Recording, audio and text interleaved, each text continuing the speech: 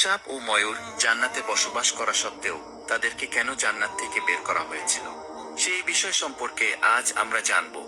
ইবলিস শয়তানের উপর যখন আল্লাহ লানত করল, সে তখন হযরত আদম আলাইহিসসালামকে সেজদা করতে অস্বীকার করল। আর এই কারণে আল্লাহ তাআলা ইবলিস শয়তানকে জান্নাত থেকে বের করে দিলেন। জান্নাতে খাওয়া দাওয়া, আরাম আয়েশ করা এবং ভ্রমণ করা সমস্ত কিছুই ছিল। তা সত্ত্বেও একাকিত্বের কারণে সব সময় হযরত আদম আলাইহিসসালাম উদাস থাকতেন। এই অবস্থা দেখে আল্লাহ তাআলা হযরত আদম আলাইহিসসালামের বাম পাঁজর থেকে বিবি হাওয়াকে সৃষ্টি করলেন। আর এভাবেই হযরত আদম আলাইহিসসালাম এবং হযরত হাওয়া আলাইহিসসালাম জান্নাতে খুবই সুন্দরভাবে দিন কাটাতে শুরু করলেন। আল্লাহ তাআলা তাদেরকে বললেন, তোমরা এই জান্নাতে যা খুশি তা করতে পারবে, যা মন চায় তাই খেতে পারবে, কিন্তু খবরদার কখনো এই গাছের নিচে যাবে না, আর এই গাছের ফল খেতে পারবে না। আর আমার এই কথা অমান্য করলে তোমরা জালিমদের অন্তর্ভুক্ত হয়ে যাবে। জান্নাতে সাপ এবং ময়ূর তারা দুজনে বসবাস করত। আর তারা একসাথে জান্নাত থেকে বের হয়ে বাহিরেও আসা যাওয়া করত। সে সময় সাপের মুখ থেকে সুগন্ধ বের হতো। আর তখন সাপের পা ও ছিল, যা দিয়ে খুব সহজেই চলাফেরা করতে পারত। ময়ূর এখন যতটা সুন্দর দেখতে তার থেকে অনেক সুন্দর ছিল। একদিন সাপ এবং ময়ূর জান্নাত থেকে বের হয়ে বাইরে আসলো। তখনই তাদের সাথে দেখা হলো ইবলিস শয়তানের। সাপ এবং ময়ূরকে দেখে ইবলিস শয়তান বলল, তোমাদের সঙ্গে আমাকেও জান্নাতে নিয়ে চলো, আমিও সেখানে যেতে চাই। তখন সাপ এবং ময়ূর বলল, আল্লাহ তাআলাকে আমরা অনেক ভয় করি, আর এজন্যই আমরা তোমাকে জান্নাতে নিয়ে যেতে পারবো না। এই কথা বলার পর ইবলিস শয়তান বন্ধুত্বের দোহাই দিল আর বলল, এক সময় আমরা সকলেই তো একসাথে জান্নাতে ছিলাম, এখন তোমাদের সাথে আমাকেও জান্নাতে নিয়ে চলো। এই কথা বলার পর সাপ ইবলিস শয়তানকে বলল, তুমি সাপ হয়ে যাও, ময়ূর তোমাকে গিলে নেবে এবং জান্নাতে গিয়ে আবার উগলিয়ে দেবে। আর এভাবে গেলে কেউ তোমাকে দেখতে পাবে না। এ বিষয়ে সাপের কথা শুনে ইবলিস সঙ্গে সঙ্গে একটি সাপের রূপে পরিণত হয়ে গেল। আর তখন সেই সাপকে ময়ূর গিলে ফেলল। আর এভাবে শয়তান জান্নাতে প্রবেশ করতে সফল হলো। ইবলিস শয়তান জান্নাতে প্রবেশ করে প্রথমে হযরত আদম আলাইহিসসালাম ও হযরত হাওয়া আলাইহিসসালামের সঙ্গে দেখা করল। আর তাদেরকে বলল, আমি তোমাদের বন্ধু, তোমরা জান্নাতে থাকা সত্ত্বেও এই গাছের ফল খাওনি কেন? এ বিষয়ে এই প্রশ্নের উত্তরে দুজনেই বললেন, আল্লাহ রাব্বুল আলামিন এই গাছটির কাছ থেকে দূরে থাকতে বলেছেন, আর এই গাছের ফল খেতে একেবারেই নিষেধ করেছেন। আর এজন্য এই গাছের কাছে আমরা কখনো যাইনি এবং ফলও খাইনি। জান্নাতে হযরত আদম আলাইহিসসালাম যখন ঘুমিয়ে পড়লেন, তখন হযরত হাওয়া আলাইহিসসালাম পাশে একটি জায়গায় বসছিলেন।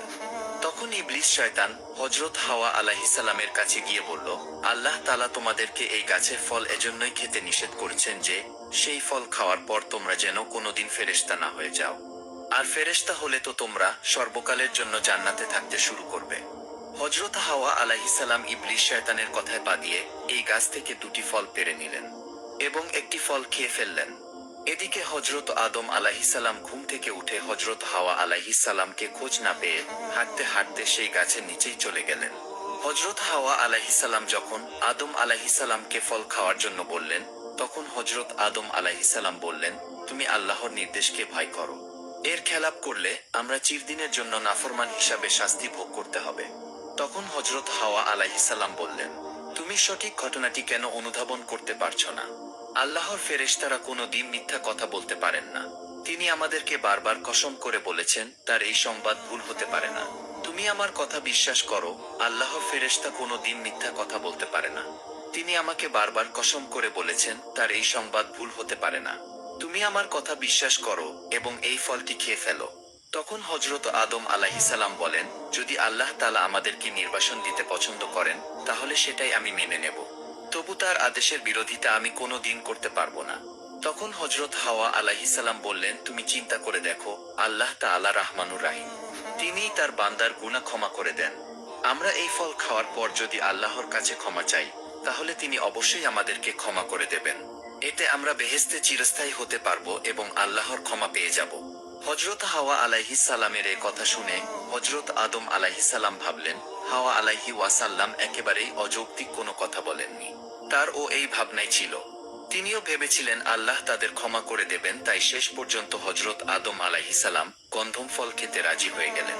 অবশেষে ফলটি খেয়ে ফেললেন। আর যখনই এই গাছের ফল দুজনে খেয়ে নিলেন, সঙ্গে সঙ্গে তাদের শরীর থেকে জান্নাতি পোশাক খুলে গেল। সেই সময় আল্লাহ তাআলা তাদেরকে বলেন, আমি তোমাদেরকে আগেই গাছের নিচে যেতে নিষেধ করেছিলাম, আর এই গাছের ফল খেতে মানা করেছিলাম, কিন্তু তোমরা আমার কোনো কথা শোনোনি। এরপর আল্লাহ তাআলা হযরত আদম আলাইহিসসালাম ও হযরত হাওয়া আলাইহিসসালামকে জান্নাত থেকে বের করে দিলেন এবং পৃথিবীর জমিনে তাদেরকে পাঠিয়ে দিলেন। হযরত আদম আলাইহিসসালাম ও হযরত হাওয়া আলাইহি ওয়াসাল্লামকে আল্লাহ তাআলা বললেন, এই জমির উপর একটি নির্দিষ্ট সময় পর্যন্ত তোমাদেরকে থাকতে হবে, আর এখন থেকে তোমরা এই জমিনে থাকতে শুরু করবে। অতঃপর আল্লাহ তাআলা ময়ূরের সৌন্দর্য কেড়ে নিলেন, কারণ সে ইবলিস শয়তানকে জান্নাতে নিয়ে এসেছিল, আর যে পায়ের দ্বারা ইবলিসকে নিয়ে এসেছিল তা সেই পাকে ও কুৎসিত বানিয়ে ফেললেন। অপরদিকে সাপ যে মুখ দিয়ে কথা বলে ইবলিসকে সাহায্য করার কথা বলেছিল, আল্লাহ তাআলা তাই সাপের মুখে বিষ ভর্তি করে দিয়ে তার মুখের সুগন্ধকে কেড়ে নিলেন এবং সাপের পাও ছিনিয়ে নিলেন। তাদের এই কর্মকাণ্ডের জন্য চিরতরে জান্নাত থেকে বের